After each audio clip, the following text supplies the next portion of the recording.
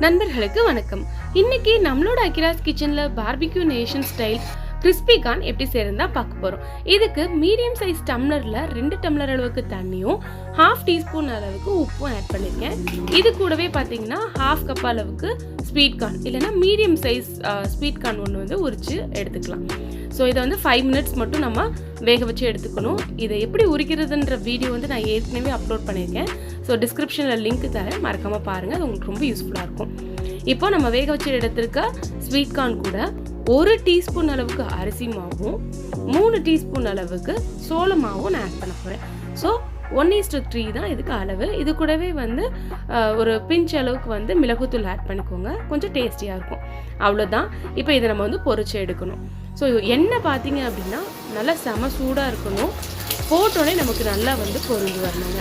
அந்த அளவுக்கு ஆயில் வந்து நல்லா ஹீட் பண்ணிக்கோங்க.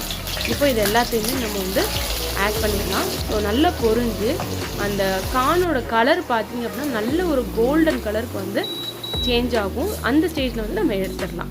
ஸோ பாருங்கள், நல்லா வந்து கலர் வந்து மாறிடுச்சு. அவ்வளோ ஒரு கிறிஸ்பியாக இருக்கும். நம்ம எடுக்கும்போதே வந்து சவுண்டு வந்து அவ்வளோ சூப்பராக சலசலன்னு கேட்கும். அந்தளவுக்கு கிறிஸ்பியாக இருக்கும். இதை நம்ம வந்து இப்படியே சாப்பிட்றதுக்கே ரொம்ப டேஸ்டியாக இருக்கும். இல்லை எனக்கு காரசாரமாக புளிப்பாக சாப்பிட்ணும் அப்படின்னு உங்களுக்கு தோணுச்சு அப்படின்னா ஒரு 1/4 டீஸ்பூன் அளவுக்கு வந்து மிளகாய்த்தூள், பிஞ்ச் அளவுக்கு வந்து மிளகுத்தூளும் சீரகத்தூளும் ஆட் பண்ணிக்கோங்க. உப்பு மட்டும் கேர்ஃபுல்லாக ஆட் பண்ணுங்கள். ஏன்னா நம்ம ஏற்கனவே உப்பு போட்டிருக்கிறதுனால சும்மா ஃபஸ்ட்டு டேஸ்ட் பண்ணி பார்த்துட்டு அதுக்கப்புறம் இதில் உப்பு ஆட் பண்ணுங்க. இப்போ வந்து உங்களுக்கு லெமனோட டேஸ்ட் வந்து அந்த ஃப்ளேவர் ரொம்ப பிடிக்கும்னா நீங்கள் வந்து லாஸ்ட்டில் இதெல்லாம் மசாலா போட்டு மிக்ஸ் பண்ணதுக்கப்புறம் ஒரு 1/4 டீஸ்பூன் வந்து லெமன் ஜூஸ் ஆட் பண்ணுங்கள். இல்லை லைட்டான ஃப்ளேவர் இருந்தால் போதும் அப்படின்னா நம்ம மசாலா போடுவோம் இல்லையா, அப்போவே லெமன் ஜூஸ் ஆட் பண்ணி மிக்ஸ் பண்ணிவிடுங்க. அதோட டேஸ்ட் வந்து உங்களுக்கு அந்த புளிப்பு கொஞ்சம் கம்மியாக இருக்கும். மசாலா மிக்ஸ் பண்ணிவிட்டு லெமன் ஆட் பண்ணிங்க அப்படின்னா அந்த லெமனோட ஃப்ளேவர் வந்து சூப்பராக இருக்கும். அவ்வளோதாங்க டிஃப்ரெண்ட். ஸோ கண்டிப்பாக இதை எல்லாருமே உங்கள் வீட்டில் ட்ரை பண்ணி பார்த்துட்டு உங்களோட ஃபீட்பேக்ஸை, கமெண்ட்ஸை என் கூட ஷேர் பண்ணிக்கோங்க. உங்களோட கமெண்ட்ஸ்க்காக நான் வெயிட் பண்ணிகிட்ருக்கேன்.